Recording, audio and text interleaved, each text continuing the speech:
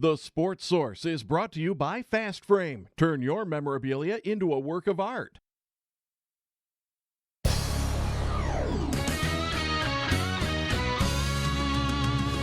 You are watching East Tennessee's first and only year-round sports talk show on television. This is The Sports Source with your host, John Pennington. Good Sunday morning and welcome into The Sports Source. We are happy to have you with us today. Offensive coordinator search, athletic director search, other potential coaching staff moves, Tennessee basketball, football recruiting. We've got a full show today, and we're going to start with the first segment brought to you by our friends at Tennova Healthcare. If you find yourself in need of medical attention, you can always find a Tennova facility nearby somewhere in East Tennessee. Award-winning staff, top-flight equipment and instruments, Tennova can provide the care you need to get you back to 100%, or as close to 100% as you're ever going to be again. I tell you, Tennova does a tremendous job. I say that because when they got a hold of me, they didn't have much chance to get me back to 100%. I was already down to 70, maybe 60. They do fantastic work. Tennova.com is where you can learn more about the folks that I trust with my health. All right. Want to welcome in the first round of panelists. We have Jimmy Himes, Mike Strange. Good morning. Josh Ward. Chuck Cavaleris down there. Gentlemen, we'll start with football, where the surprise wasn't that Mike DeBoard isn't going to be your offensive coordinator next year. I think most people suspected he would retire or move to a position off the field. Instead, he takes the offensive coordinator position in Indiana, which gets him several hours closer to family, kids and grandkids and that kind of thing. The question is, who's next? Seems that Vol fans, many of them, have already decided who's next, and that's Mark Helfrich, the former Oregon coach. There are a lot of folks out there, again, depends on how much you want to believe in social media, but there are a lot of folks out there who are loud on social media, message boards and that kind of thing, who say it's Helfrich or this is a failure. I don't think it's going to be Helfrich. I think it's probably going to be a promotion from inside. Butch Jones said he wants someone who's going to run his offense. That set off a chain reaction of ugliness as well. Your thoughts on where they go from here in terms of the next offensive coordinator at Tennessee? We'll just run down the list here. Where do you think they're winding up?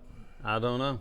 I don't think it's going to be Helfrich either, but he's got a pool of candidates. One thing interesting is I looked at the last pool of candidates he had before he hired the board, and a lot of those guys are head coaches at different places. They did really well. That was a pretty good pool. And some of those names were names people wouldn't have been wowed by that's 2 years ago.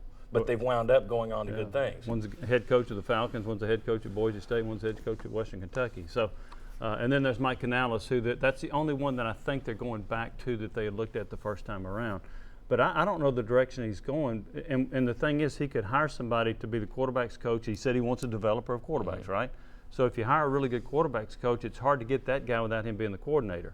If you promote Larry Scott, that makes it harder to hire that quarterback coach to me.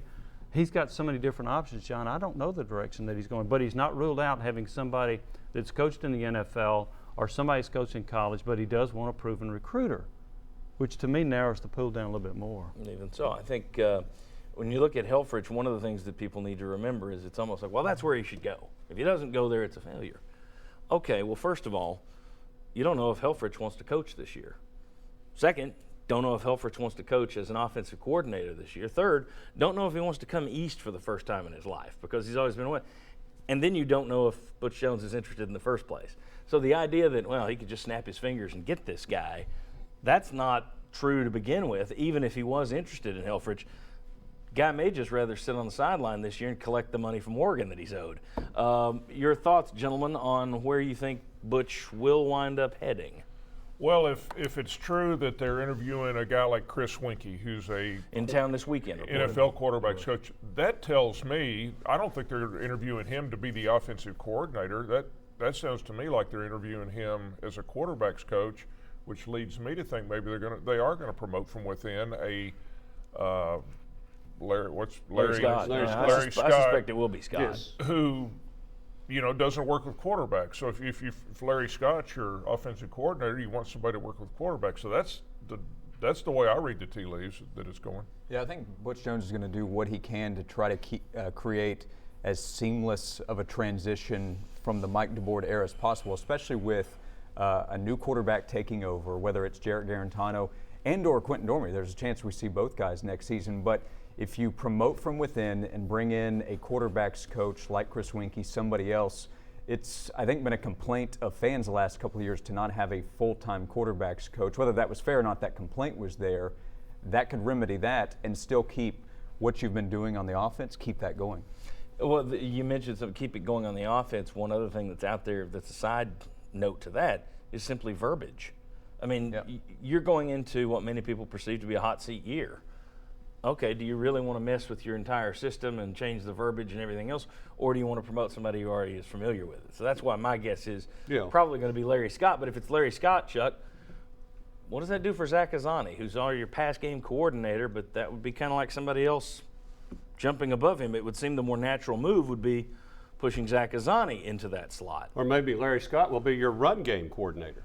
I mean, but who gets the OC and who makes the play if calls? Recruiting is as important as it sounds, boy, you don't want Larry Scott to leave the staff. To me, you want to keep him happy. And Helfrich, why is he such the golden boy? I mean, and with Chip Kelly being let go by the 49ers and still getting paid by them and the Eagles, Helfrich has some kind of ties to Chip Kelly. You're just going to sit out. I mean, do you want a guy to come in that's just going to be here for a year and be gone? I think this is a make or break type hire that you need somebody that's going to help your program for the next 2 or 3 years. I'd hire Helfrich if he could bring Mariota. He looked pretty good when he coached him, didn't he? Well, and that's the thing. He didn't call plays. I mean, when Chip Kelly was there, Chip Kelly called the plays. Yes. And then he had an offensive coordinator in Scott Frost who called plays. So the idea that, well, everybody hates DeBoer because they couldn't call plays, so let's get a master play caller who didn't call plays either. But some people are saying, okay, if you promote Scott, he's never called plays before. I get that, and that is a concern, but I also know that there was a first year for David Cutcliffe. There was a first year, T. Martin. Philip Fulmer. I mean, all these guys were first-time coordinators somewhere at some point. But he has been in meeting rooms with these offensive coaches, so the terminology, as you were talking about, you also have to be careful about just wanting the splash. And sometimes that can work out. It can be great. But Tennessee made the splash hire a year ago, and I'm not saying Bob Shoop shouldn't have been the hire. I think that was a good one. But the results still were not very good this past season. So just because you bring in a big name doesn't mean that you're going to have big-time results. It's a great point because I think it also reinforces if you're the head coach and your options are stay inside or go outside, and the last big hire you made, you went outside, and that was the one that didn't work, whereas the one you went with somebody you knew, nobody ever complained about it, but you went with somebody you knew, worked out pretty well. I would think just there's some positive reinforcement with going your own way, and then there's some negative reinforcement right now with trying to go get somebody new that you don't know. But there's not really any indication that Butch Jones wants to change the scheme he has. Well, and that's ticked off a lot of people, but let me put up some numbers. Why would you not want to keep the offense? For all the people that are like, well, we need somebody, get rid of his big ego. Let's get somebody in here to change the offense. Over the last 2 years combined, all right, 2015 and 2016, your average points per game, Tennessee second in the SEC only to Alabama. And no one can sit there and say, yo, those are inflated by playing non-conference. That's conference games, folks. You average 33.5 points per conference game over 2 years, 16 games.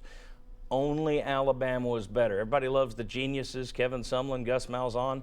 Look further down the list and you'll see it. If you look over to the farther column in the right, that's your average yards per game over the last 2 years. You were third behind Alabama and Ole Miss. So over the last 2 years, you're third in yards, you're second in points in SEC games. I don't see why you'd want to change the offense. Well, this offense was so bad this year that it scored more touchdowns than Alabama offensively. If you take out Alabama's non-offensive touchdowns, Tennessee scored 59 touchdowns in 13 games, and Alabama scored 55 in 14 games. That's how bad that offense is. Terrible offense. One thing that I also heard all week that I thought was interesting was, he's just stubborn. He's got this huge ego, and he won't bring in a big name. He tries to run his system. Good coaches don't do that. Here, you know what this is? This is reality TV. Underline reality. So other people can say this all week. Come here Sunday, and we'll give you the facts. Here are 10 guys that you might have heard of. Nick Saban and Bob Stoops run their defense. On offense, there's a fellow named Urban Meyer, Bobby Petrino, who everybody always talks about bringing here. He doesn't have a coordinator that comes in there and changes his system. Chris Peterson has his system. Butch Jones' mentor, Rich Rodriguez, Mike Leach, Kevin Sumlin, Sonny Dykes, and I put Chip Kelly in there again just to reiterate that Kelly called the plays, not Mark Helfrich. The idea that if he hires someone from inside to run his system, it just shows he's got too big an ego and he's too stubborn. A lot of coaches keep their offense or their defense. That's not unusual at all, and a lot of coaches have great success that way. Is Butch Jones the next guy to be a Saban on there or not? That is still up for grabs, but the idea that this proves he doesn't know what he's doing. No, it proves you don't know what you're talking about. All right, if that's what you're saying, then you don't know what you're talking about. All right, when we come back, the athletic director search. Yikes. This thing drags on and on. People are upset about that. We'll tell you what could be going on over there. Is it a case of too many Chiefs? We'll discuss. Come on back.